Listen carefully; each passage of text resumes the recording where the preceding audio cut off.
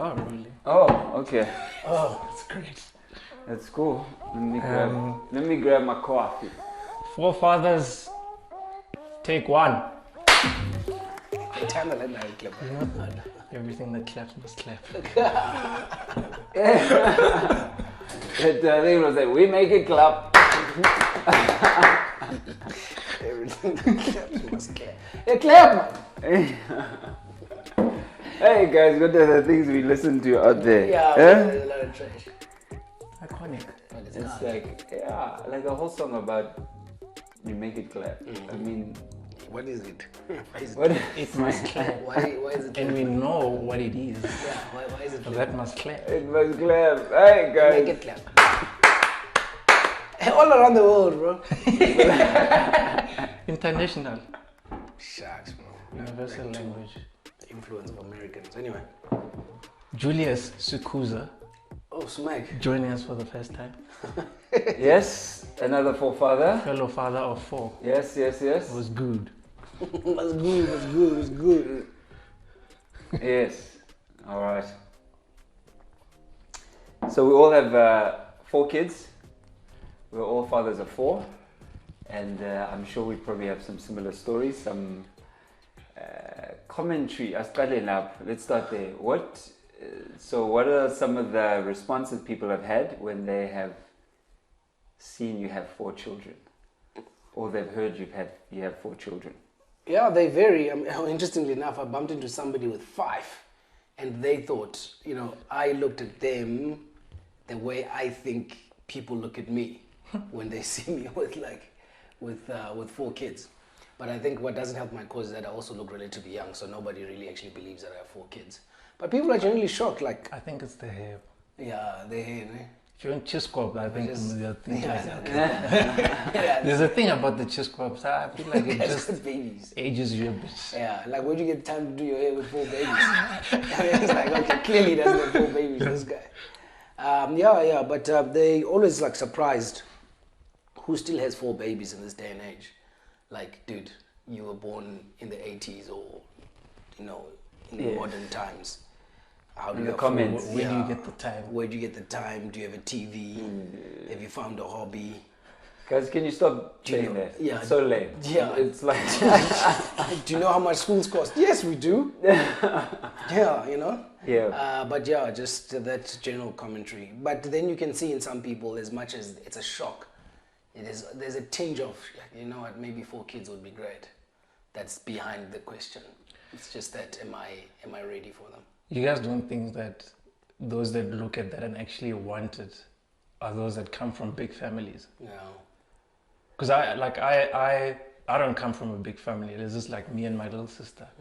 And even then I was just like, hey, I'm not about big family. But my wife, on the other hand, she has there are 4 girls in the family, and she's like, I want a soccer squad. But I'm like, nah, sister. So, we're here. I come from a big family as well. Oh. And so too does my wife. Hectic. So it never really felt strange to want so many kids. And it's something, early on, while we were still dating or early marriage, that we decided we wanted 4 kids. So, Yeah. yeah. Yeah, I also come from a big family. So, yeah, I think the 4 kids for me was like a no-brainer. I just wanted lots of kids. But I think probably the main thing for me was that I wanted them to come from one. Usually when someone says, hey, I've got lots of siblings, because Ubaba had one there, had one there, had one there, which is my case as well. My father sowed his royal oats. Were they royal though? So that was the thing for me, was just like, man, as long as it's one marriage or one family, just go for it. I think that was the big thing for me around the 4 kids. The money, all those things weren't a thing, weren't a thought. Resourcing, things like that. But yeah.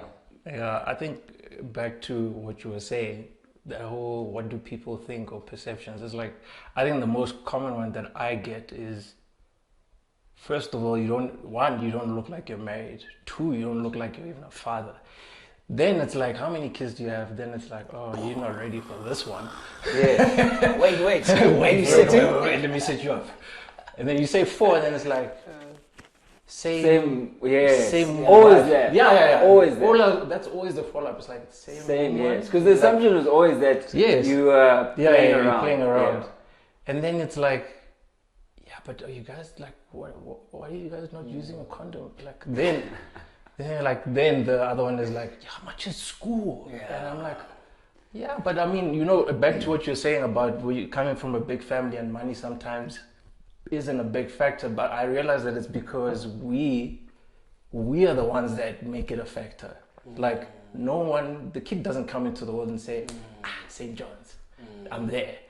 We are the ones that are saying, yeah, you're choosing the lifestyle for the kid. You're the one that's kind of like dictating that's awesome. how much it's going to be. Yeah. So like, this kid doesn't wake up and say, I want Jordans today. You're the one that's saying, let's rock Jordans top to bottom. Yeah. So I guess that's where the big factor comes in. But for me, I didn't want a lot of kids initially because I felt like capacity-wise I'd be stretched. I wasn't even like thinking financially. I just thought like mentally and emotionally being present for like 4 individuals, let's say 5, including my wife, and doing that justice was like my biggest concern.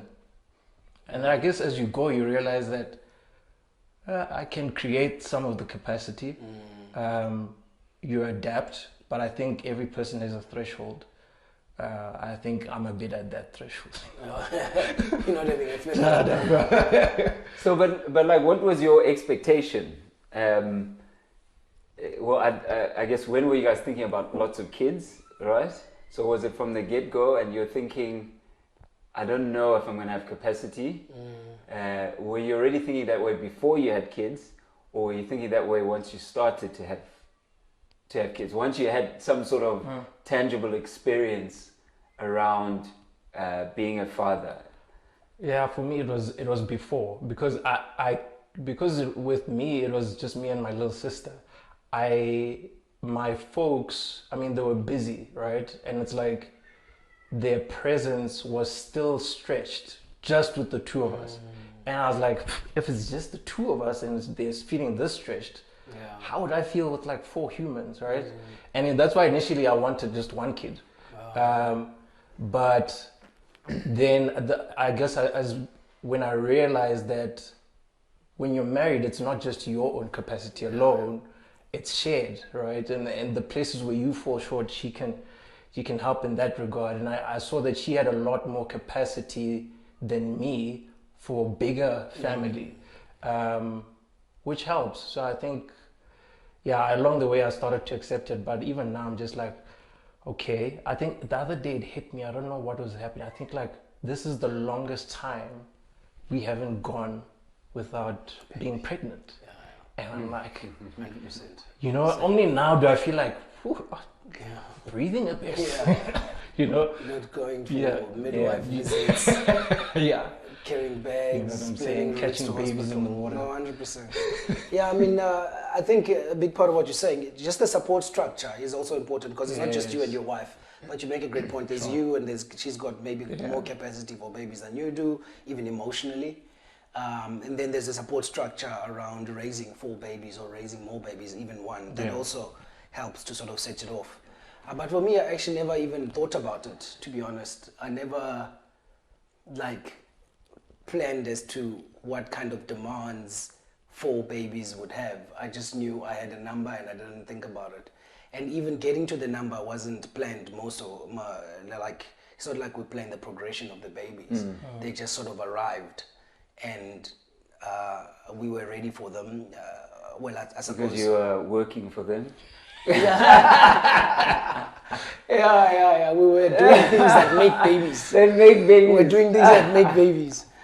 Sometimes you don't know. Oh, baby. Is that what happens? I mean, the wife has been awesome, and probably thinks about those things more than I do. And I just pretty much do my part and tag along. Yeah.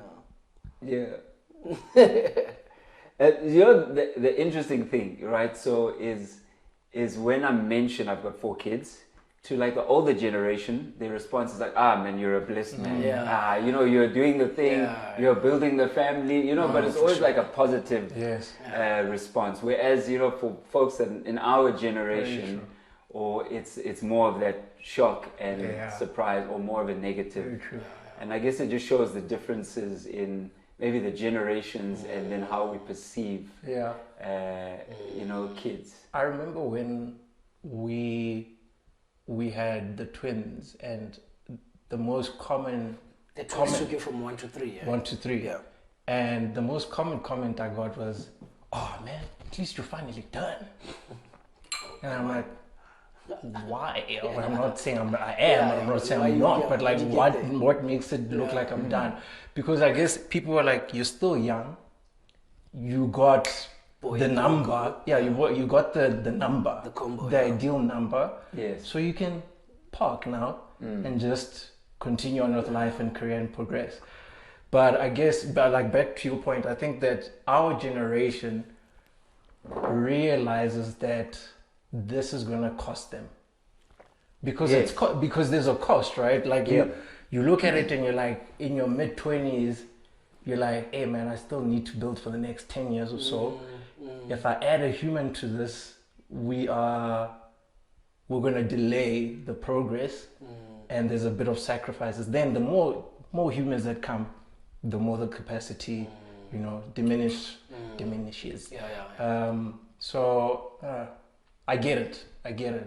Yeah. But I wondered then, for our parents, why, or that older generation, that this wasn't a thing.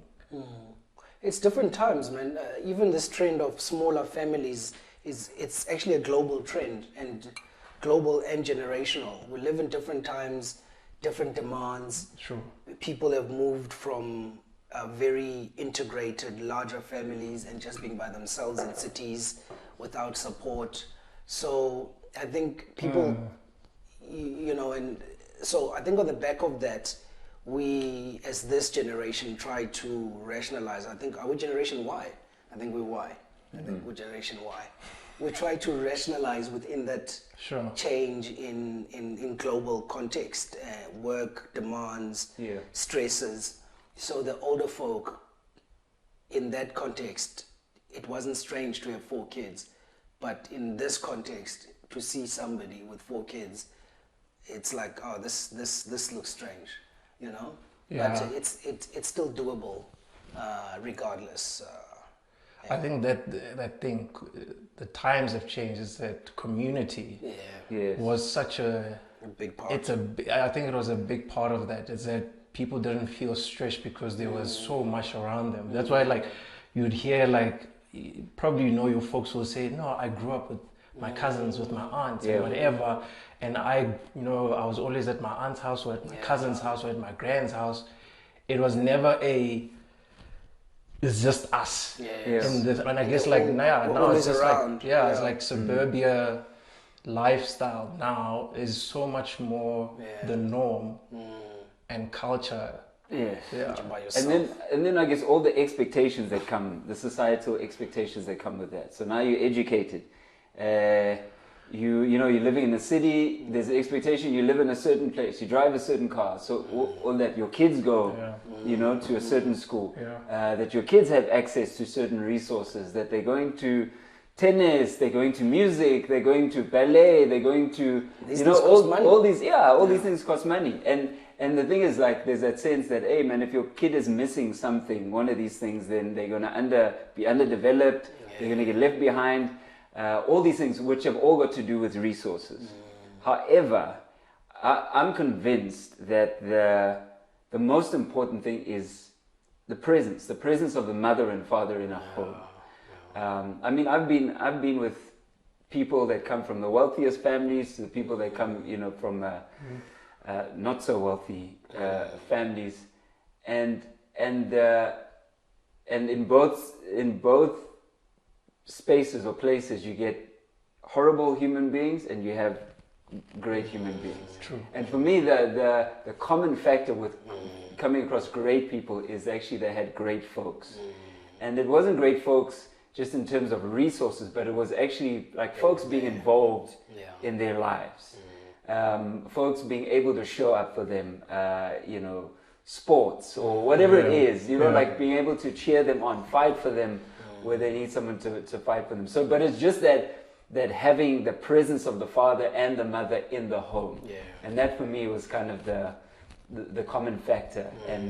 And I think if people can start viewing it in that sense, as opposed to, or from a human resource point of view, as opposed to like a financial resource point of view, to say, listen guys, what children need is a mother and a father that is present and that is helping shape their lives. Doesn't matter whether you live in Sandton, you know, in the burbs, or that's what matters, and that's what sets children up for success, is having that solid grounding, you know, family, you know, the family rooting. That gives someone, you know, a sense of identity, a sense of stability, and a sense of belonging. And especially in a world where just everyone's trying to define who you are, what you must be, what you must do, what you must look like, is at home. That's where that's supposed to come in. And so, and I guess that's why, you know, a lot of people talk about this whole present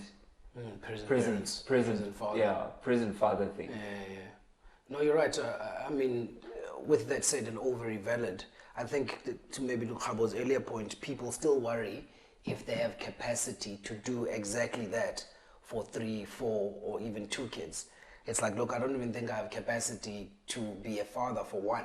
Some people just fear that. You know, I've got a couple of friends who are like, no, I'm not going to have kids because I don't think I've got enough. And they may be financially well off, but they just themselves don't think they have enough to look after a life and be responsible for that life for 18 to 25 years, never mind 2, 3, 4 lives. And some people have a genuine concern if they have enough in them to pass it on and look after a kid. But I mean, does anyone ever feel like, you know what, I can do this? Do you know what I mean? Like, I think people do you not have moments? I think more and more people are feeling less and less so. Just looking at where the world is. People are just not confident in their parenting ability. Yeah, you know what, I think they do exist, those kind of special human beings that feel like, I can definitely do this thing. But you know what, I remember when, just before we had kids, and it was kind of like at the supposed height of GBV, and you know, people were like, how can I possibly bring another human into this world, a girl into this world? Like, how do I parent a boy in this world where, you know, males are just doing whatever they want? And that's the thing though, right, is that it's an observation, and it's not to say that you can't make a decision off of that, but sometimes you don't know unless you're in there, right? Because I think that for you, your own self, right, it's like your own safety is not guaranteed. You can only do so much to like mitigate anything happening. But I think I understand the worry or anxiety about, I can't control what this person gets exposed to, right? So I think that's where most people like draw the line. Yeah. I mean, there's only so much you can do. There's a bit of magic in parenting. Yes. It's not, you know, as much as you can have a community and a partner, you know, wife or whoever, there's a bit of magic that takes care of itself in these kids, and you just gotta sort of trust the process. I think it's you learning, the kids learning. There isn't a set formula of these are the 101 things and you must get them right. They sort of morph, and for some the formula is bigger, for some it's smaller and simpler. You just got to get into parenting and just enjoy it. And for me, ironically enough, I think maybe during COVID I've started really getting into this parenting thing. And every week I sort of go, oh yeah, shucks, this is actually pretty cool. Maybe it's because the kids are getting personalities, and maybe it's because we have been pregnant and chasing chasing doctors. You feel like maybe it was because, I mean, you're saying that COVID kind of like forced you to, not forced you, but Yeah. it Sit pushed still. yeah, it kind of like put you in that kind of mentality or mind space. Do you feel like it made you realize, damn, I actually I've got Pretty cool. a big family Yeah. that I need to be here for? Yeah. Because I know that you only like you work, like You work you're all busy. the time. You're busy. Yeah. No, I think, I've always known, I suppose I've always thought it will take care of itself, like I said earlier. The magic. Yeah, the thing will sort itself out, which is maybe unfair to my wife. But at the same time, She'll definitely comment amen to I that. think she's gonna save, like, share, This- subscribe. this after guy, this guy, you have to take a podcast? Have him as a guest more often. Anyway, but what I did, it's not that I realized I have a family to take care of. I just started appreciating my family. Sure. Whether it's a function of COVID or me just being able to sit still and sort of enjoy it and stop being running around the whole time, or my kids growing up and developing personalities and maybe a little bit more space. I'm just realizing that actually this is pretty cool. Yeah, this is pretty cool. I think it's a bit of a trigger for me because, sorry, Lang, is that I mean, it's one of the things that I guess as I grow older, I realize that, and the more kids I've had, I realize that my capacity is the very thing that I was concerned about is it has diminished over time. So, and what happens is that as much as I'm physically there, I can zone out at any given point. I'm like, when I start working and things get busy and someone knocks on the door, hey, can you come play dolls with me? I'm like, I'm working, right? And like, I'm present, but I'm not present. So like, with my presence, I'm not present. Yeah. And it's the one thing that I guess I realized the older I got, and I kind of like experienced that even with my own father, right? It's like, the guy was grafting, like, rightfully so that we could be okay. But the presence wasn't there. Physically he was there, but he when he gets home, he's still working, and then he's traveling, and then he's coming back, and I think that sometimes that's the thing that is praised in society, where it's just like, I'm there, you've got food on the table, that should be enough. And I'm like, and it's what you were saying earlier, it's like, yeah, but you still need to be present. That for a kid, if they had to choose between a toy and having you and your attention, they'll probably choose you, right? Yeah. So I guess that's And in the long term, that's the good stuff. Anyway. But to the point of capacity, is it not maybe there's capacity, and obviously I think we adjust and we grow, and I think our capacity increases, right? But it can sometimes feel like we are overwhelmed because also the needs of the children change. And so the younger your kids are, the more kind of like physical, you need to be there, like hands-on, playing and doing things with them, that kind of thing, because they want you there. Whereas the older your kids will get, the more kind of your brain they want to they want to pick. The more you kind of just have to be more emotionally intelligent, around your kids. So very true. So so also that changes. So I think when we have it, we all have small kids. My oldest is 10, and so even there, I'm already starting to see a shift. Now I have to engage her kind of intellectually and emotionally. Like preteen. Yes. Yeah. And so the younger ones, it's still, they just they want to play. They want me to do stuff with them. Be. And so I think also just to be mindful of that is that you can feel stretched and overwhelmed when your kids are young. You have to be very hands-on. But it changes. It changes. So it's not the same throughout. You won't be changing diapers for 18 years. Hopefully.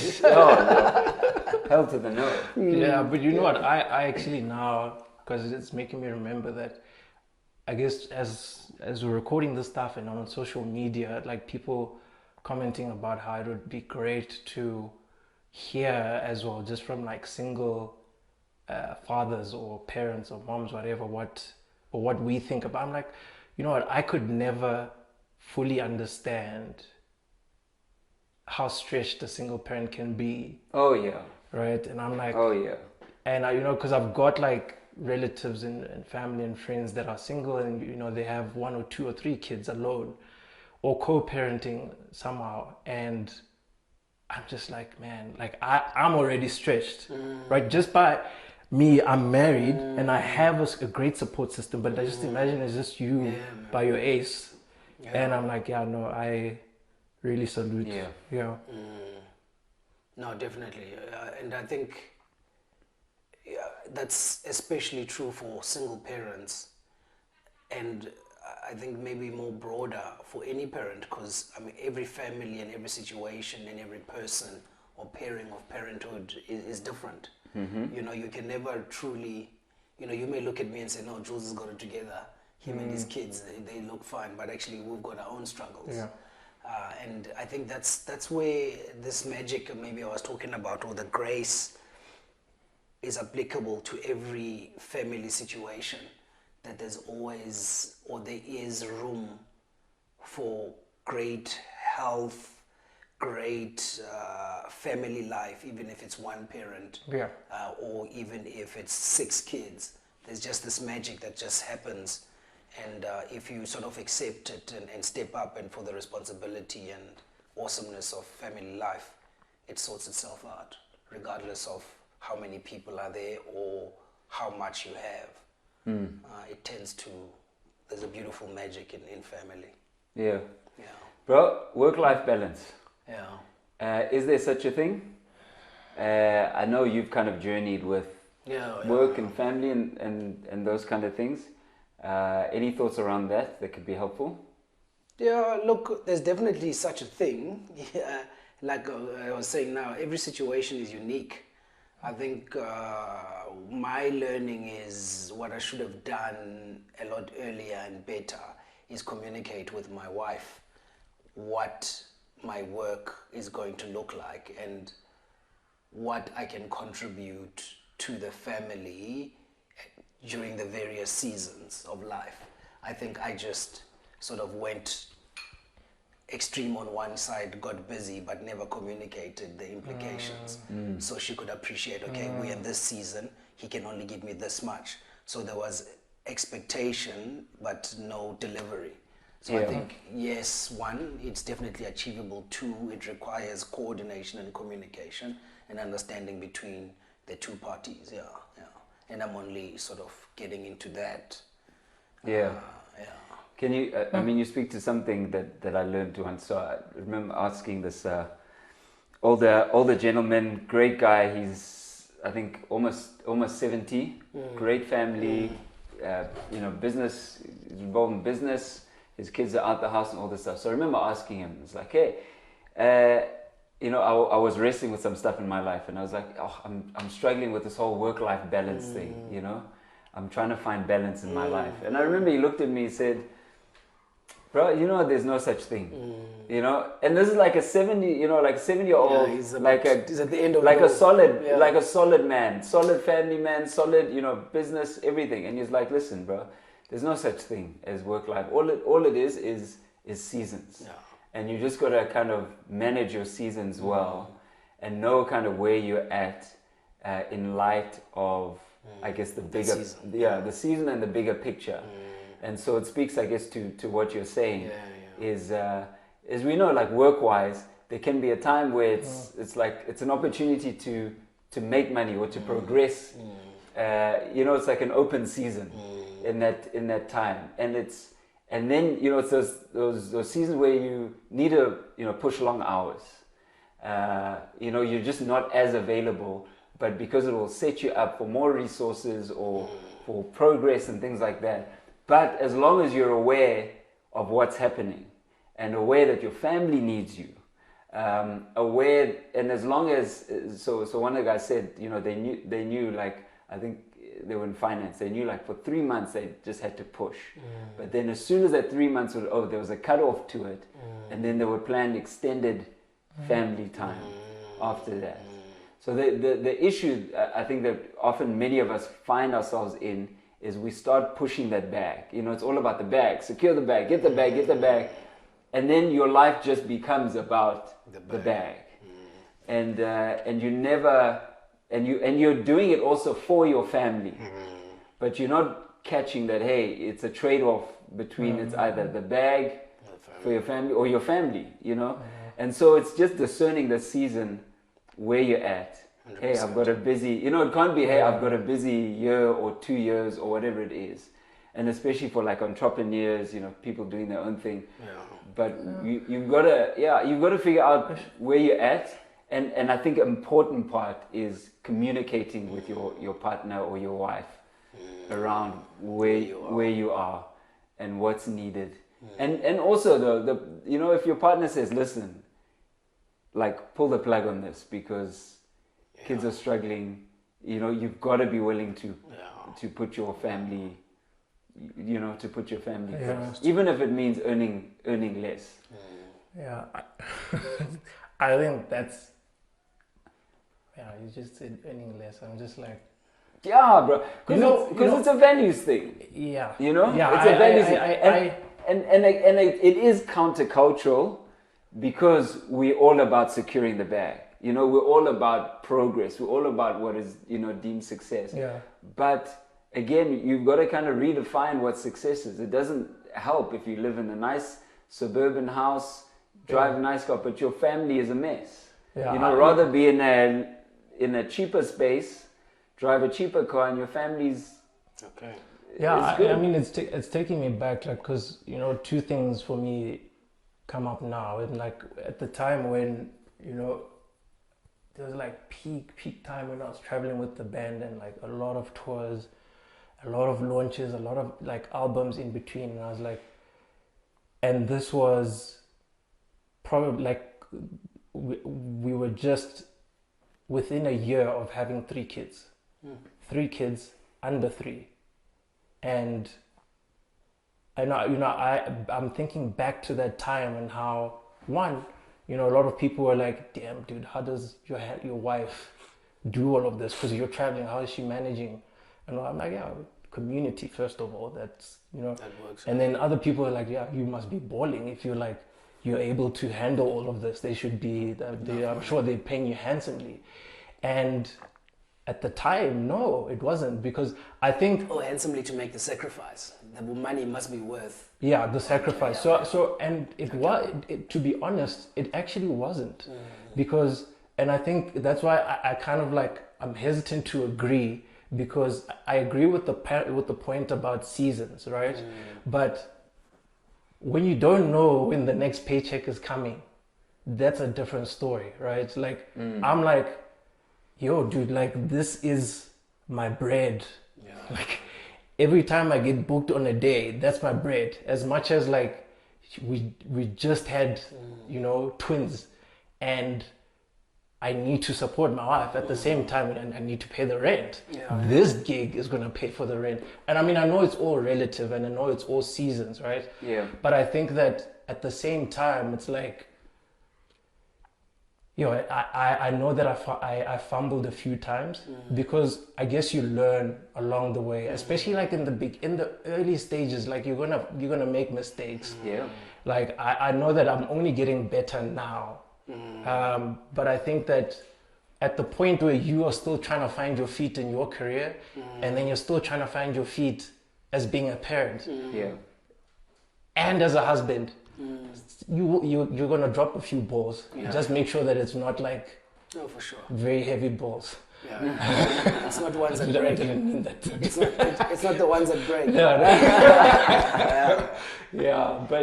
But interesting enough, in that time, did you and your wife were on the same page about the demands of that time? Because that's another thing. But that's the thing. I didn't know what it would require of me, right? Because I was fresh into the opportunity. Yeah, but when it was happening, did you guys sort of go, okay, dude, this is happening. We need the money, and I have to be out of here. Yeah. And you've got 3 kids under the age of 3. Yeah. But we're strong, right? Yeah. I think similar to what the old man was saying, not the old man, the wise man, is we worked I think, and that's what kind of like helped us along the way. We communicated well throughout the time, where it was, okay, what I was fortunate about is that I knew kind of like the calendar for like the next 6 months. So if there's time in between that I need to get in there, I could. But I think, you know, one thing that I Get heard... in there, make a fourth one. The one thing that... Hey, man, quick one. So, man, there's a gap in the schedule. Can bed. Panjabui. But anyway, then, you know, I remember this one couple that was mentoring us saying that the wife was saying to the entrepreneur, she was like, I know that you're busy, I know that there's demand on you, but just leave some for us. Oh, my daughter. Like that, that hit me. Because I think as you're pushing yourself, you're pushing even any kind of reserve that you have toward like getting that thing, and then you burn out. I mean, I've burnt out quite a few times, but when I realized that I can't stretch all my capacity towards my work and then my family gets the scraps. I think that at that point when she said that, I realized that, hey man, I need to figure out a way to maintain my capacity along the way. Yeah, got you. Yeah. Yeah. Awesome, gents. I think we're dropping the mic like that. Yeah. You know? Guys, I don't think this will be the last time we hear from Jules. We probably should have him again. Please put it in the comments if we should have the Jules again. But please do like, comment, share, and subscribe to the channel. It really does go a long way for us, and we still do appreciate all your support and tuning in. And that is us, the Fo. Later.